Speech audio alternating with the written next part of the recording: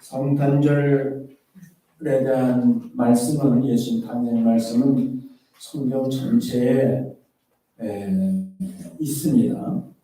창세기에서부터 시작해서 예수님께서 예수라는 이름은 아니었지만 우리의 인류 구원을 위해서 하나님께서 예비한 그러한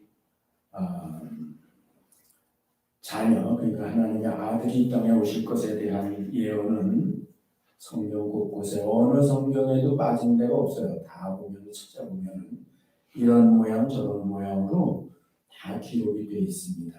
그렇게 기록된 하나님의 약속이 드디어 이제 이루어진 것이죠. 예수님께서 예수라는 이름을 가지고 하나님의 아들이 이 땅에 실제로 육체를 가지고 탄생이라는 과정을 통해서 오신 거예요. 그것이 사람이 믿든 안 믿든 의미를 부여하든 안 부여하든 상관하지 않고 하나님께서는 우주적인 섭리를 통해서 드디어 그것을 이루셨습니다. 우리가 BC와 AD로 나누게 되는데 그것은 예수 그리스도의 탄생을 기점으로 해서 세상이 그렇게 달라졌고 특별히 인류 역사의 새로운 시작이라는 사실을 AD라는 것을 통해서 우리가 예수님 탄생 이후에 역사를 통해서 이제 알게 해 주신 것입니다. 우리는 그런 가운데서 이제 날짜적으로는 정확하지 않지만 2021년도 예수 탄생 이후에 예수 그리스도의 세계가 펼쳐졌는데 우리는 2021년도를 살았습니다. 그리고 특별한 일이 없는 한은 2022년도도 하나님께서 여러분과 저에게 허락해 주시는 것이죠. 그래서 성탄절이라는 것은 교회 역사에서 처음서부터 이런 절기를 정해서 믿는 교회가 하나님 예수 그리스도의 교회가 이 성탄절을 지키는 그러한 것은 아니었습니다. 사도행전에 다 나와 있듯이 예수님이 부활하신 그것을 우리가 늘 기념하며 예수 탄생의 의미를 그와 함께 예수님의 탄생과 십자가의 죽으심과 부활을 하나로 우리가 복음서에서는 다 볼 수가 있는데 나중에 이제 성탄절이라는 것이 만들어졌습니다. 그래서 오늘날까지 전통적으로 우리 예수 믿는 사람들은 캐톨릭이나 개신교나 할 것 없이 다 성탄절을 25일을 기점으로 해서 이렇게 지켜오게 되는데 그 성탄절이라는 것은 우리 기독교는 사실 그런 명절 어떤 날을 특별히 정한 것이 성경적으로는 없어요. 왜냐하면 그거는 이 절기를 만든다는 것은 어떤 특별한 날이나 무슨 이런 이름을 붙여서 명절을 만들거나 이러는 것은 예수님 탄생 이후로는 별 의미가 없어요. 그런 것들은. 이스라엘 백성들은 구약에는 하나님이 그런 명절을 지키라고 그러셨어요. 날도 지키라고 그러셨어요. 그러나 그런 것들은 예수님이 오실 때까지 예수님이 어떤 분인지, 그분이 오셔서 어떤 일을 하실 것인지, 그분이 오신 것이 어떤 의미를 갖는 것인지 이런 것들을 깨닫게 하시기 위해서 그런 명절이나 날을 지키는 것이나 이런 것 가운데 그걸 비밀이라고 했죠. 영적인 하나님의 비밀을 감추어 놓으신 거예요. 그런데 예수님이 오셔서 그 모든 걸 다 드러내셨어요. 다 밝혀주셨어요. 모든 성경은 다 내게 대하여 기록된 것이고 그런 것들은 다 지나가는 것이고 이제는 하나님께서 모든 것을 다 드러내 예수를 통해서 드러내 주신 것이다. 그렇게 하면서 이제 그런 구약의 이스라엘 백성들이 지켜오던 율법적이거나 어떤 전통적이거나 유전적인거나 이런 것들은 이제 지나간 것이다 이렇게 얘기를 했습니다. 그 의미는 우리가 알아야 돼요. 의미도 모르고 그런 것들을 끝내면은 그것은 더 의미가 없는 거예요. 근데 이제 의미를 분명히 알게 되면은 그런 형식적인 그걸 의문이라고 해요. 의문, 의식적인 문서라고요. 그런 것들을 우리가 더 그런 것에 매달릴 필요가 없거나 그런 것에 구애받을 필요도 없다. 이렇게 이제 바울 사도가 베드로 사도도 마찬가지로 성경을 통해서 밝혀주고 있습니다. 그래서 그럼에도 불구하고 우리 그런 걸 알죠.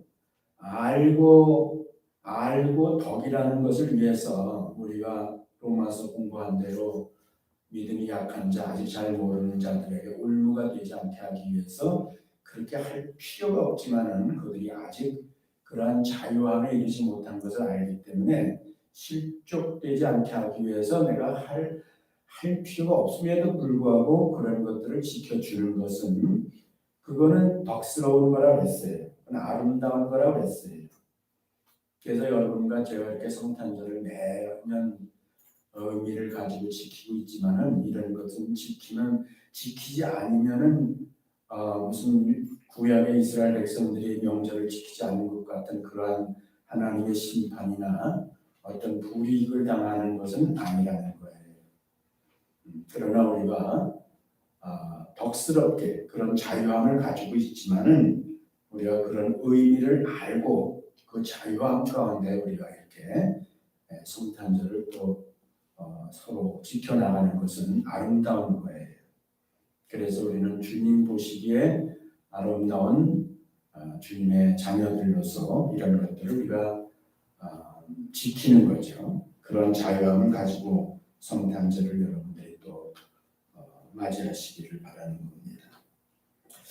이 성탄 예수님의 탄생을 기점으로 해서 그 4개의 복음서가 있는데 마태복음, 마가복음, 누가복음, 요한복음이 있는데 예수님의 탄생을 사실적으로 기록하는 것은 마태복음하고 누가복음이에요.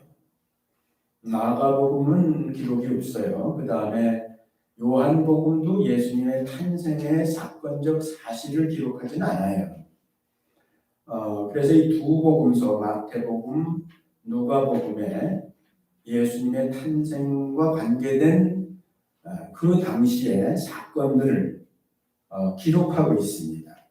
그래서 우리가 그 두 복음서에 나타나 있는 것을 이제 볼 수가 있는데 그 중에서 예수님의 탄생과 함께 얽혀져 있는 사람들이 있어요.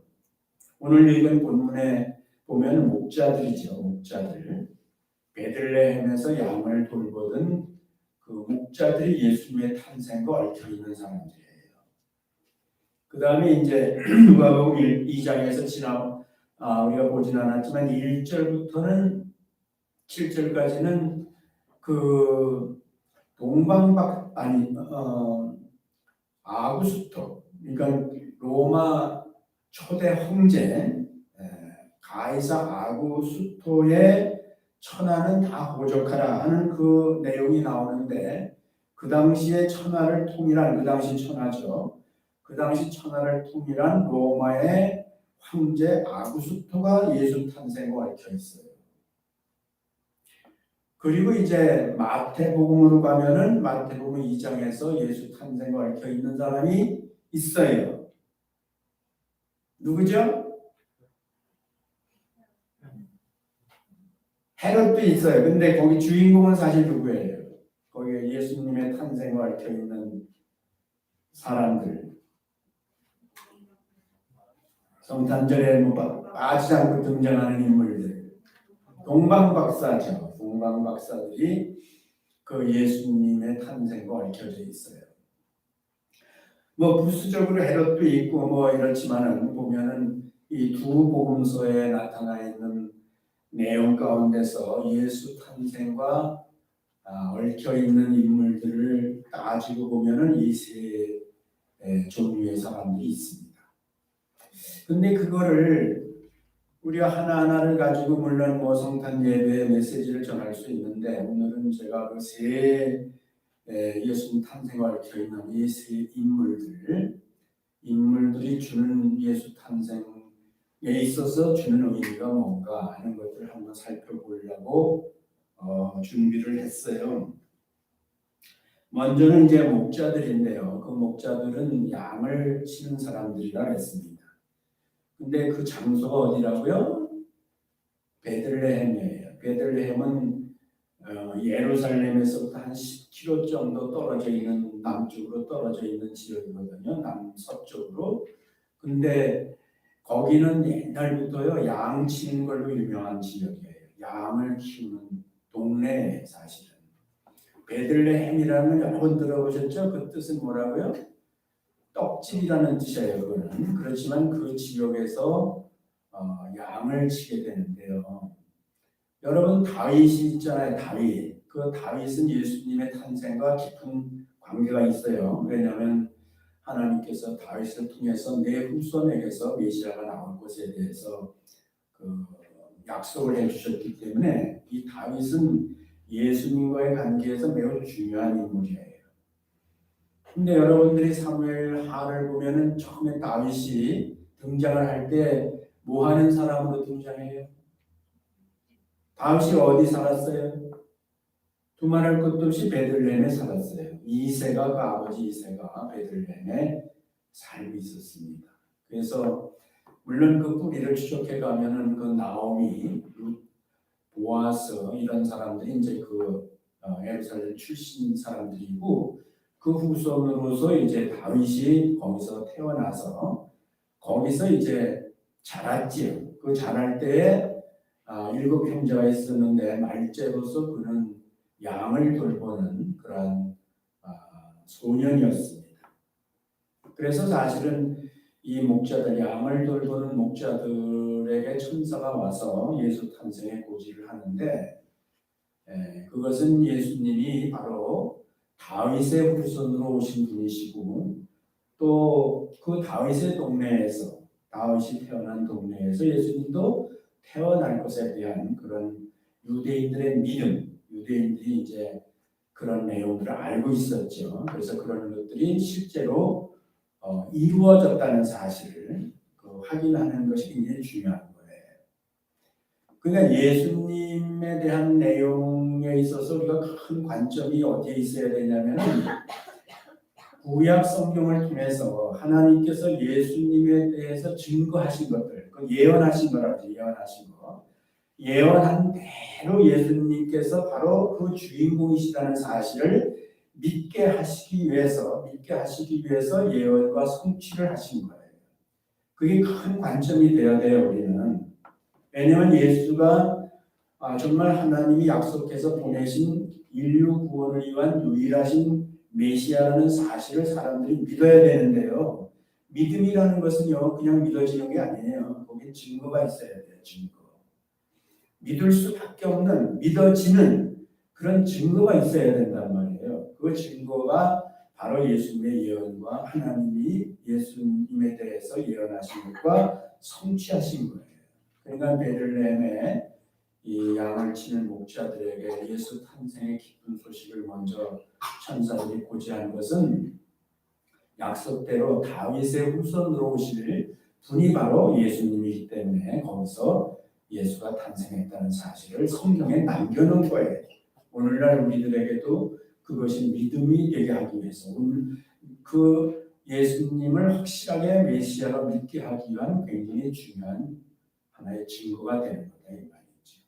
그래서 우리는 이걸 감성적으로 뭐 한밤에 목자들에게 뭐 예수 천사가 나타나서 이런 것들을 굉장히 드라마틱하게 생각하고 또 자꾸 감성적으로 이런 것들을 이렇게 표현하려고 그러는데 사실은 더 중요한 것은 증거입니다. 증거. 다윗의 동네에서 예수가 탄생하셨다는 사실, 다윗의 후손으로서 탄생하셨다는 사실을 우리가 믿게 하기 위한 목적이 사실상 성경적으로는 우선순위를 따지면 더 앞에 있는 것이라는 것을 여러분과 제가 이해한다면은 그러면 이제 이 기록이 하나님이 이렇게 증거를 남겨놓으신 것이 의미가 적어도 믿는 사람들에게는 있을 수 있다는 거예요.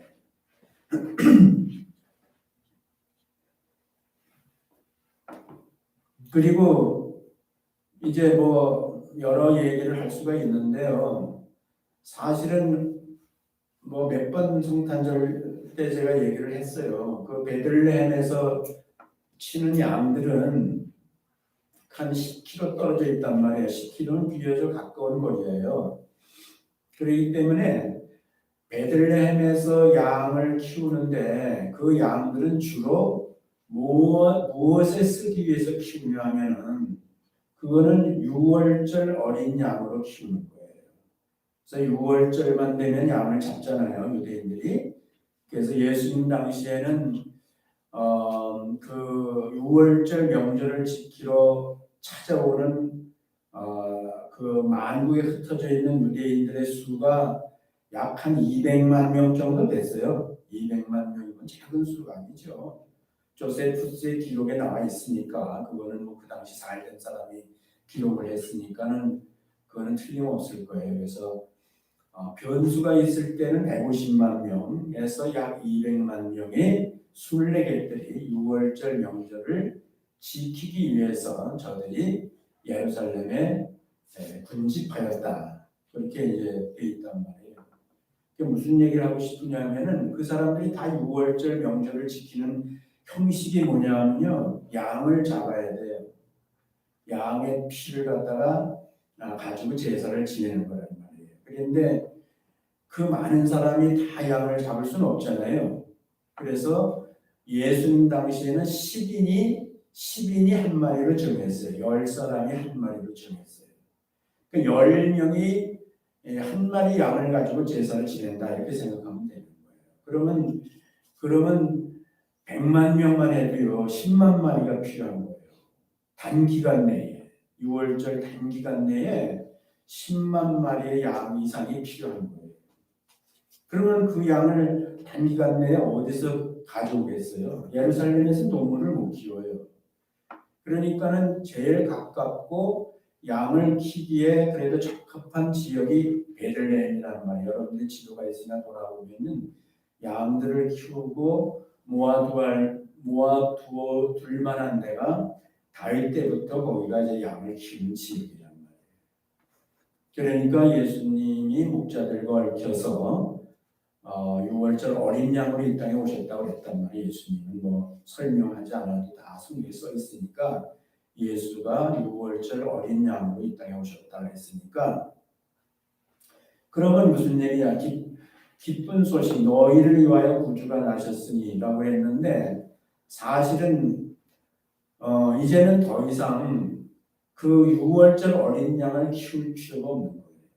거기에서 더 이상 양을 잡아서 짐승을 잡아서 제사 드릴 필요가 없어진 거예요. 왜냐하면 예수님이 마지막 6월절 어린 양으로 오셨기 때문에.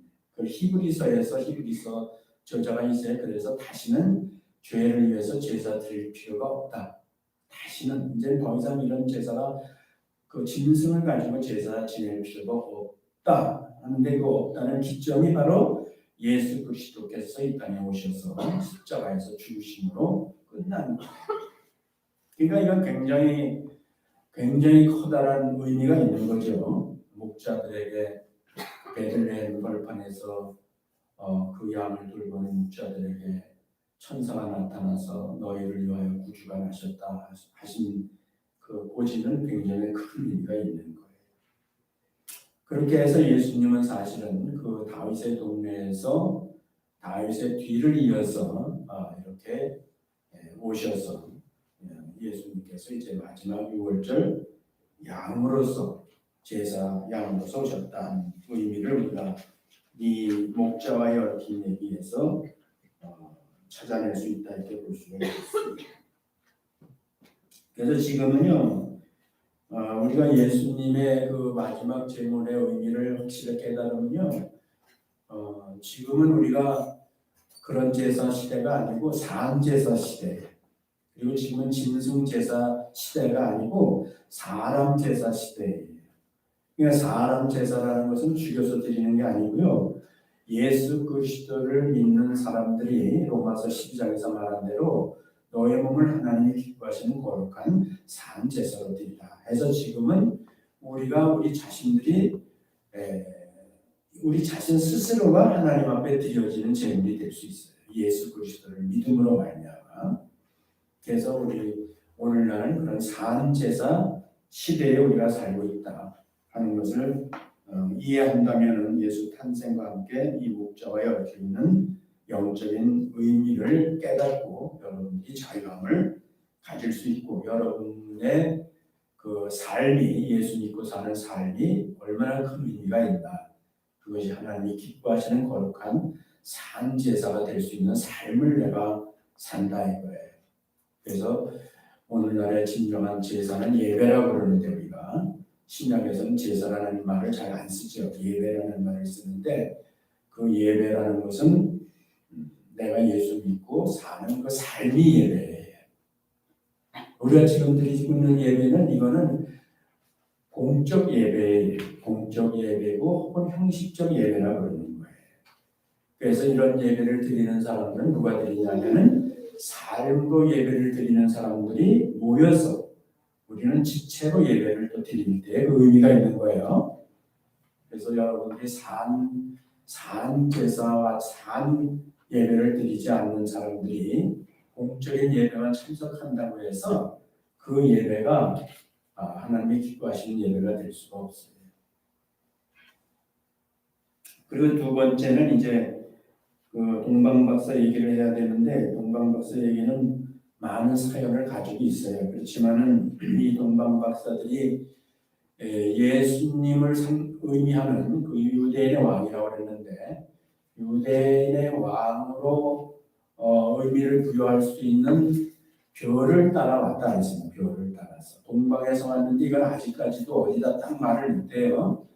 어떤 한국 신학자는 우리나라 옛날에 신라라고 그러는 사람도 있어요. 신라에서 온 사람들이라고.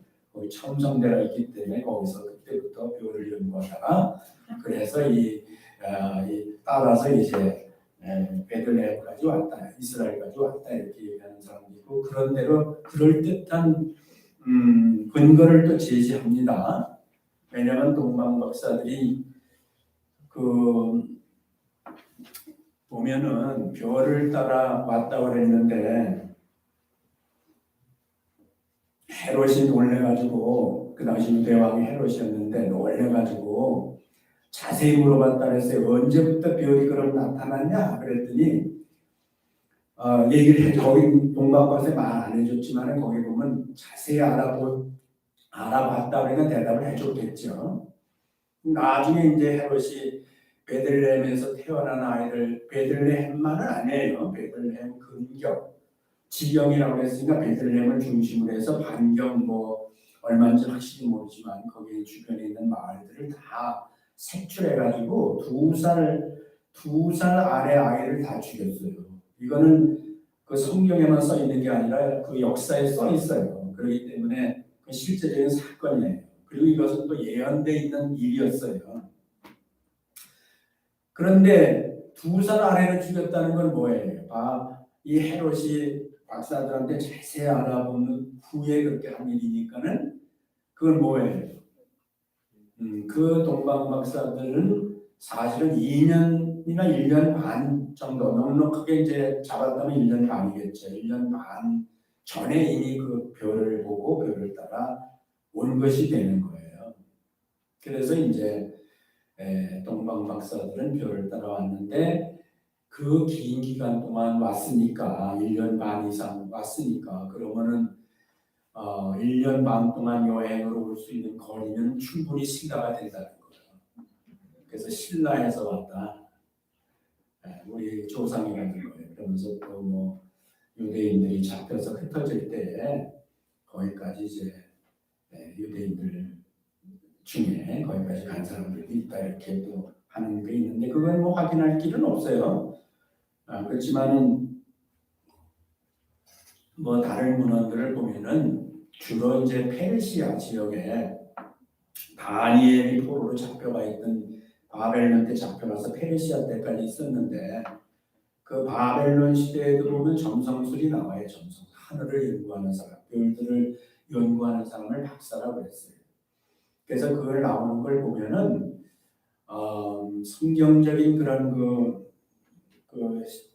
그 공간적 백그라운드를 가지고 보면은 페르시아 지역에서 왔을 가능성이 매우 높다. 그러면 거기서 두 달이면은 그 이제 성경에 보면은 빨리 오는 두 달에 오거든요. 그러니까는 늦어도 6개월이면 올 수도 있는데 거기서 왔을 수 있는데 오는 과정이 뭐 그렇게 그를 보자마자 그날로 떠나서 왔다고 볼 수도 모르다 보면은 여러 가지 정황으로 볼 때는 페르시아 지역에서 다니엘 때 그 다니엘서에 제시된 내용을 근거로 보면은 하늘을 연구하는 사람들, 특히 별을 연구하는 사람들이 있었으니까 아마 그 지역에서 왔을 가능성이 높다는 것이 보편적으로 지금 이제 그 복음주의 학자들은 그냥 그렇게 받아들이고 있는 거예요. 그래서 어쨌든 이렇게 해서 이제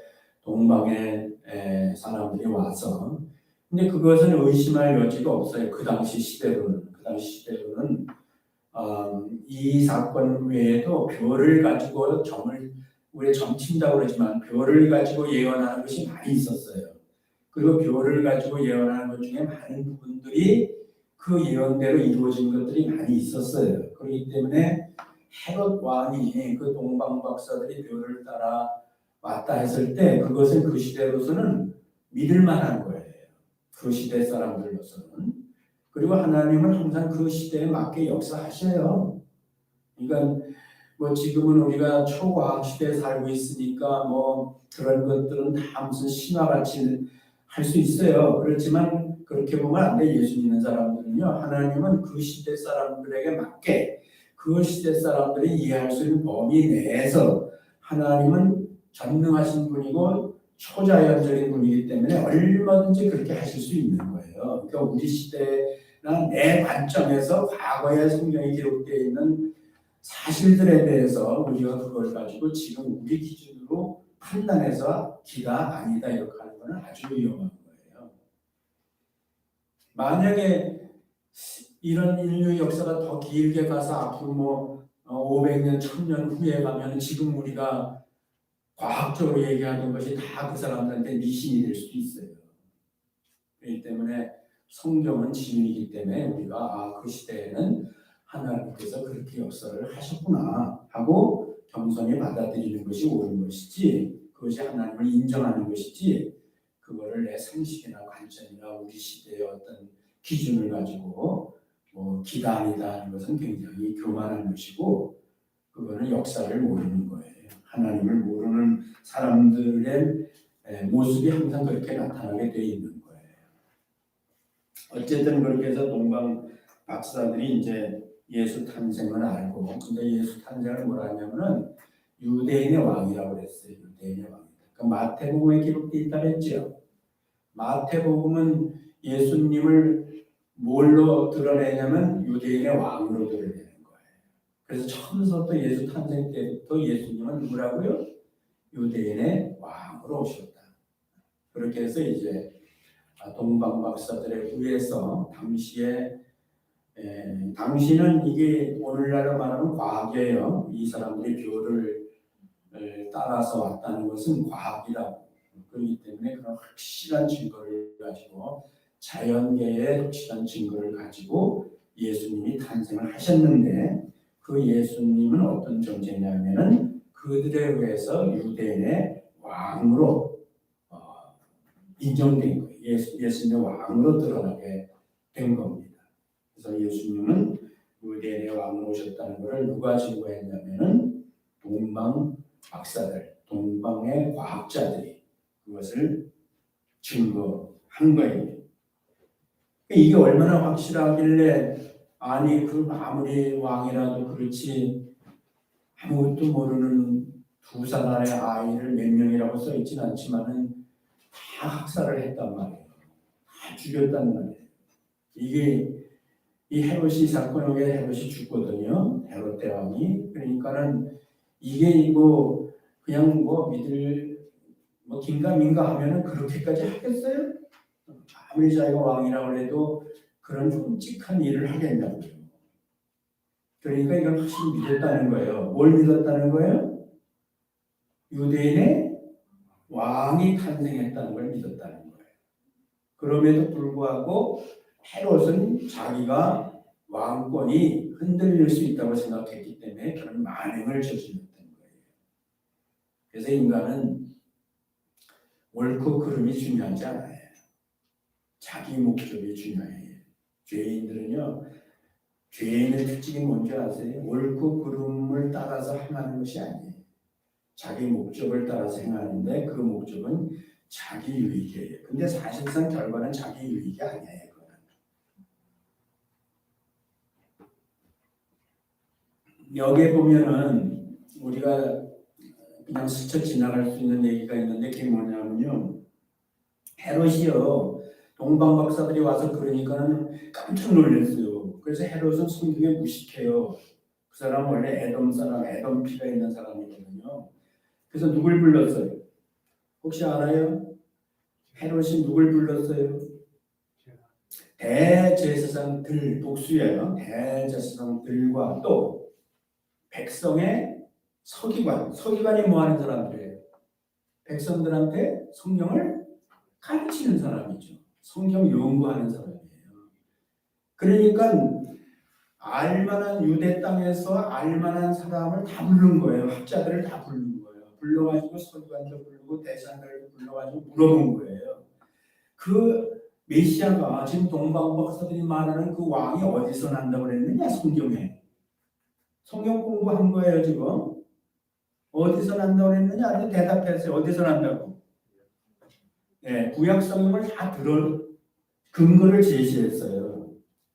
어디서 난다고 이렇게 예언되어 있습니다. 하면서 성경을 제시했다니까. 아니 그랬으면은 동방 박사들이 와서 예수 탄생에 대한 얘기를 했으니까 이런 유대인의 왕의 탄생 얘기를 했으니까 이 사람들이 다 어떻게 해야 돼요? 다 이제 그 예언이 이루어졌으니까 저들이 가서 그 예수님께 경배해야 되잖아요. 그래서 근데 그렇게 안 했잖아요. 그러니까는 사람은 이 아는 것과 믿는 것은 별개예요. 성경 공부를 많이 했다고 해서 많이 한 것만큼 다 믿느냐? 그건 별개예요. 그 슬픈 거예요, 사실. 성경에 모르고 죄를 지은 자는 모르고 했기 때문에 조금 매를 맞을 것이요. 알고 행한 자는 더 많이 매를 맞는다 그랬어요. 그러니까 사실 우리가 이렇게 성경을 열심히 공부하고 배우는 것도 중요한데요. 그게 그냥 지식으로만 끝나고 자기 목적으로 따로 있으면요. 이렇게 되는 거예요. 이 영광, 이게 지금 이 사람들이 사는 그 시대에 그 수천 년부터 하나님께서 예언한 것이 이루어졌으니 이게 얼마나 영광스러운 일이냐고요. 자기네들 시대에, 자기들 주변에서 일어난 일이니. 그런데 오히려 그 영광스러운 시대에 태어난 사람들이 가장 처참한, 비참한 사람들이 될 수 있다는 거예요. 알면 뭐하냐고요. 공부하면 뭐하냐고요. 그래서 지식이 믿음과 병행하지 않아요.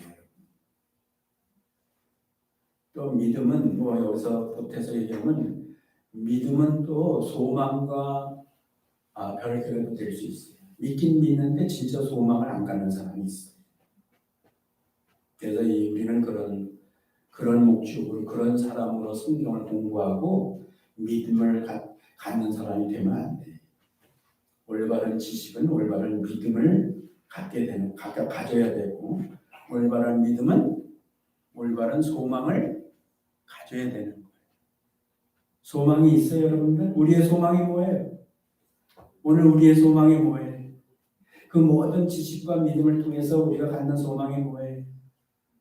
사실은 예수예요, 예수. 근데 예수에 대한 소망이 뭐예요? 예수님이 다시 나타나셔서 두 번째 나타나신다 그랬죠. 두 번째 나타나셔서 모든 예수님이 말씀하신 약속을 이루시는 거예요. 그 결과는 우리 구원이에요. 이미 우리가 받은 구원을 온전케 하시는 거예요. 그게 우리의 소망이 돼야 돼요. 그 소망 때문에 지식도 필요하고 믿음도 필요하고 돼야 되지. 그게 따로따로 놀면 안 돼요. 뭐 시간이 벌써 많이 가서 그냥 마지막 얘기해야 되는데, 아우구스토는 이미 얘기했죠. 그 당시에 로마 초대 황제입니다. 가이사는 케사르라는 이름인데 그 사람은 아우구스토라는 그 명예를 붙여준 거예요. 그는 이제 존경스러운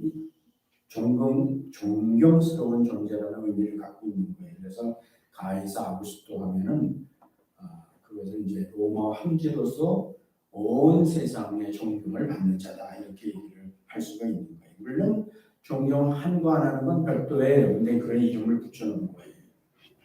근데 이 아우구스토가 뭘 했다고요? 천하는 뭐 하라고? 호적하라고.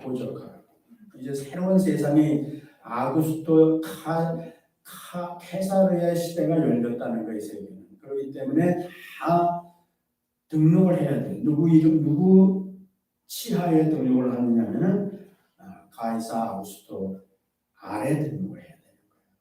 그럼 거기 등록하면 누구 백성 되는 거예요? 가이사 아우구스토 백성 되는 거예요. 그게 로마 사람뿐만 아니고 천하 로마가 지배하고 있는 모든 땅에 살고 있는 사람은 다 그 이름 아래 등록을 해야 돼요.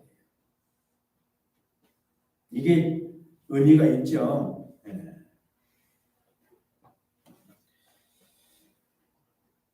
그냥 결론을 얘기하면은 예수님 탄생과 함께 일어난 일입니다. 예수님이 베들레헴에 탄생한 이유는 이미 다 아시는 대로 그것 때문에 오셨거든요.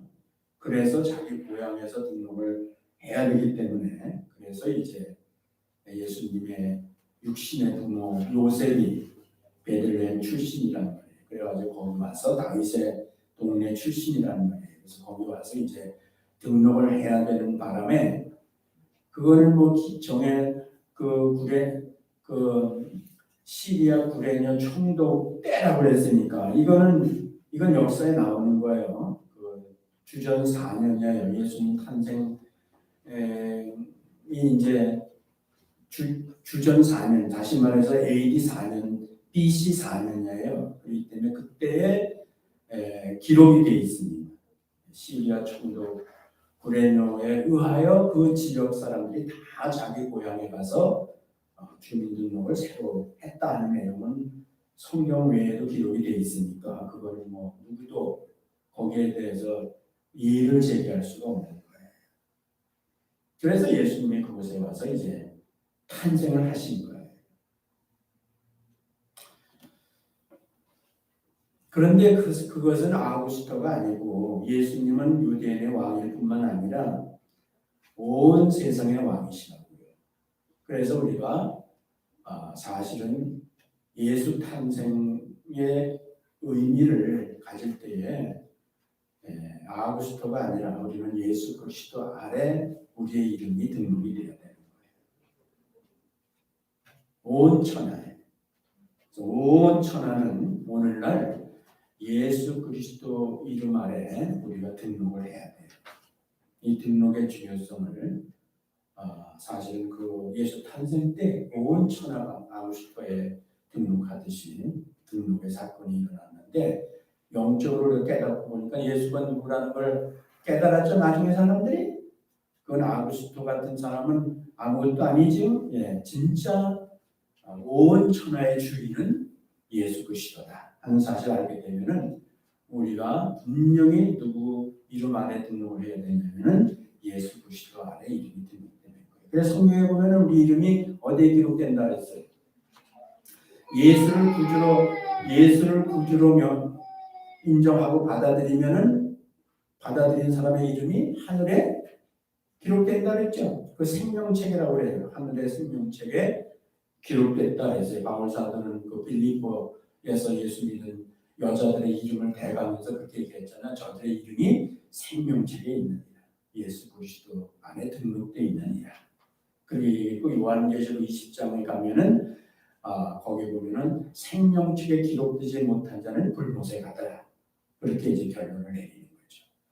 그래서 예수 그리스도 이름 아래 우리가 등록을 해야 되는 거예요. 예수 탄생은 아구스토의 신로마의 탄생이 아니라 예수 그리스도의 세계가 탄생하는 것이고, 예수 그리스도가 온 우주의 왕이 되시고, 우리는 그 앞에 반드시, 아주 반드시 예수님의 부모들이 거기 베들레헴에 왔다는 것은 반드시 등록해야 되는 거예요. 웬만큼 여유가 있으면 그 만삭이 된 배를 가지고 와서 거기서 애를 해산할 수가 없어요. 그러나 그건 아주 시급하고 절대로 그것은 어길 수 없고 반드시 해야 된다는 그런 강한 강조점이 있는 거예요. 오늘날 우리가 예수 그리스도를 구주로 깨닫고 그를 믿어서 우리의 이름이, 나의 이름이 거기에 등록되는 것이 중요한 거예요. 그래서 동방 박사들 그랬고 그 목자들도 그랬고, 읽다 보면 거기 반복되는 얘기가 단어가 나와요. 그게 뭐냐면 찾아서 아기 예수를 찾아서. 오늘 설교 제목이 아기 예수를 찾아서예요. 그래서 우리가 예수를 찾아서 이 땅에 태어나는 목적이 뭐냐면 예수 찾기 위해서 태어나는 거예요. 2000년 전에는 예수님이 우리를 찾기 위해서, 잃어버린 영혼을 찾기 위해서 이 땅에 태어나셨어요. 지금은 우리가 태어나는 거예요. 우리가 태어나는 이유가 뭐냐면 이미 태어나신 예수를 찾기 위해서 태어나는 거예요. 내가 늘 얘기하죠. 사람이 태어나는 목적은 뭐라고요? 사람이 이 땅에 태어나는 목적은요, 거듭나기 위해서 태어나는 거예요.